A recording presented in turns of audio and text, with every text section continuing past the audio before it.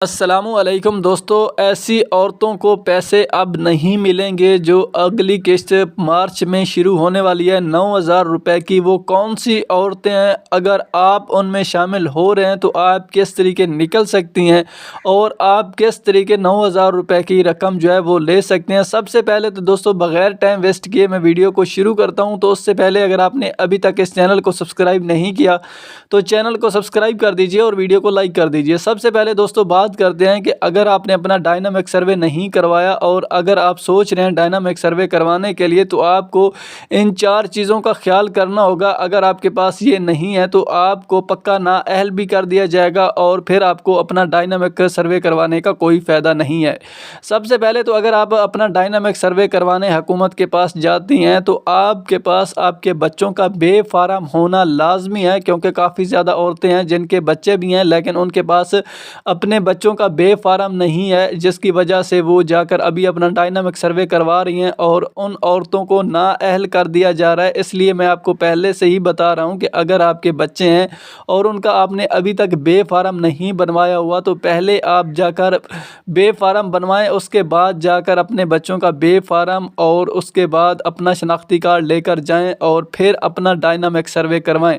अलबत्ता कुछ ऐसे ख़ानदान भी है जिनके बच्चे हैं ही नहीं तो उनके लिए कोई भी पाबंदी नहीं है। अगर आपके बच्चे हैं तो आपके लिए ये पाबंदी है कि आपके पास बच्चों का बेफारम होना ज़रूरी है।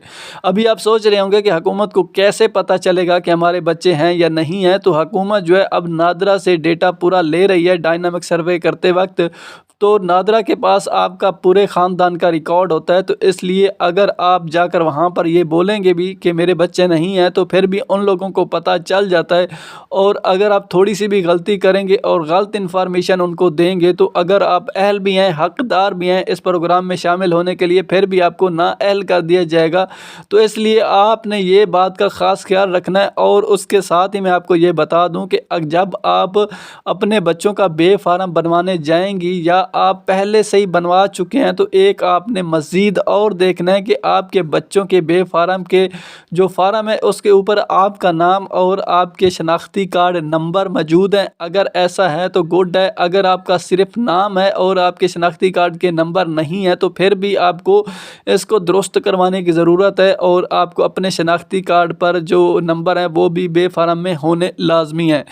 अगर ये काम भी हो जाता है तो फिर भी आप जा सकते हैं। लेकिन इसके अलावा भी एक चीज़ रह चुकी है, वो ये है कि जब आप अपने बच्चों का बेफारम जो है ना साथ लेकर जाएंगे तो आप अपना शनाख्ती कार्ड भी थोड़ा सा गौर से देखें, क्या आपका शनाख्ती कार्ड एक्सपायर तो नहीं हो चुका। अगर आपका शनाख्ती कार्ड एक्सपायर हो चुका है तो आपको दोबारा से रिन्यू अपना शनाख्ती कार्ड करवाना पड़ेगा नादरा से, फिर जाकर आपने डायनामिक सर्वे करवाना है। अगर आपके पास बच्चों का बेफारम और जो मैंने अभी आपको बताया वो सारा कुछ मुकम्मल है, लेकिन आपका अगर शनाख्ती कार्ड एक्सपायर है तो फिर भी आपको इस प्रोग्राम में शामिल नहीं किया जाएगा। इसलिए आपका शनाख्ती कार्ड भी एक्सपायर नहीं होना चाहिए। उसके अलावा चौथे नंबर पर यह है कि जब आप अपना डायनामिक सर्वे करवाने के लिए जाते हैं तो पिछली वीडियो में मैंने आपको बताया था कि आपसे कौन से सवाल किए जाते हैं और उनका आपने किस तरीके जवाब देना है। लेकिन इसमें मैं आपको ये चीज़ बताने वाला हूँ कि आपने अगर उन चीज़ों के बारे में तो बता देना है कि जैसे अगर आपके पास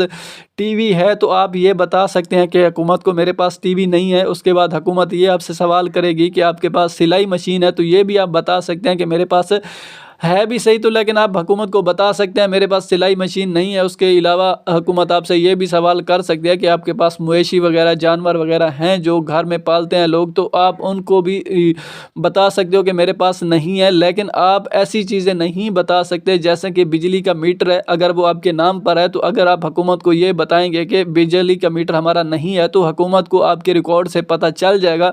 तो ये आपको चीज़ें सच में बतानी पड़ेंगी, क्योंकि आपने उन चीज़ों का सही जवाब देना है जो आपको लगता है कि ये हुकूमत के रिकॉर्ड में है, जैसा कि बिजली का मीटर हो चुका है या गैस का बिल हो चुका है, ठीक है। उसके अलावा अगर आपके बच्चे हैं तो आप अपने बच्चों के बारे में बताते हैं। इसके अलावा अगर आपने कोई प्रॉपर्टी वगैरह ख़रीदी हुई है या आपके घर में कोई सरकारी मुलाजिम है, इसके अलावा भी कोई और ऐसी चीज़ हो सकती है जैसे कि आप अपनी सिम पर जो है वो ज़्यादा बैलेंस इस्तेमाल कर रहे हैं। इन चीज़ों का हुकूमत को अगर आप ना भी बताएंगे तो उनको पता होगा, लेकिन फिर भी वो आपके मुंह से सुनना चाहते हैं कि आप क्या वाकई में सच बता रहे हैं या झूठ बता रहे हैं, तो इन बातों का आपने थोड़ा सा सच बताना है ताकि आप इस प्रोग्राम में एल रह सकें। तो इसी तरीके से दोस्तों अगर आप अपना डायनामिक सर्वे करवाते हैं तो इंशाल्लाह आपको ज़रूर एल कर दिया जाएगा। अगर आप इनमें से कोई भी गलती करते हैं तो यकीनन आप ना एल हो जाएंगे।